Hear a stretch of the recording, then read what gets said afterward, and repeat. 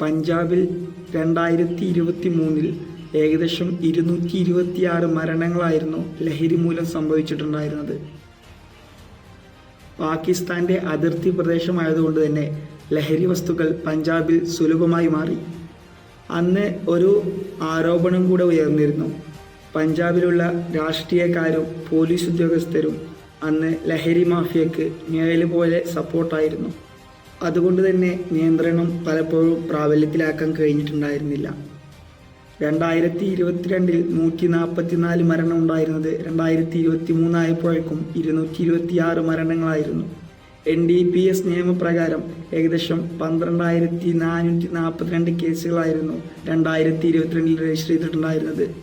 2023 Punjab government പുറത്തുവിട്ടിരുന്ന കണക്ക് പ്രകാരം ഏകദേശം 7 ലക്ഷത്തിൽ പരം കുട്ടികൾ ലഹരി ഉപയോഗിക്കുന്നുണ്ട് എന്നായിരുന്നു. അതിൽ 10 വയസ്സ് മുതൽ 17 വയസ്സ് വരെയുള്ള കുട്ടികളായിരുന്നു. അതിൽ തന്നെ കൊക്കെയിൻ എന്ന മാരകമായ ലഹരി ഉപയോഗിക്കുന്ന കുട്ടികളുടെ എണ്ണം 18,000 കടന്നിരുന്നു. ഹെറോയിൻ ഉപയോഗിക്കുന്നവരുടെ എണ്ണം 3.25 ലക്ഷമായിരുന്നു. 11 വയസ്സ് മുതൽ 19 വയസ്സ് വരെയുള്ള 56% കുട്ടികളും ലഹരി ഉപയോഗിക്കുന്നുണ്ട് എന്ന് അന്ന് കണ്ടെത്തിയിരുന്നു.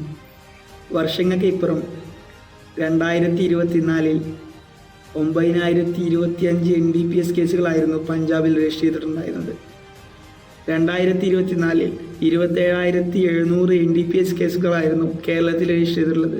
ഇത് പഞ്ചാബിനെ അപേക്ഷിച്ച് ഏകദേശം 3 ഇരട്ടി. ഈ ലഹരി മാഫിയകളെല്ലാം ടാർഗറ്റ് ചെയ്യുന്നതും നമ്മുടെ യുവതിയുവാക്കളെയാണ്.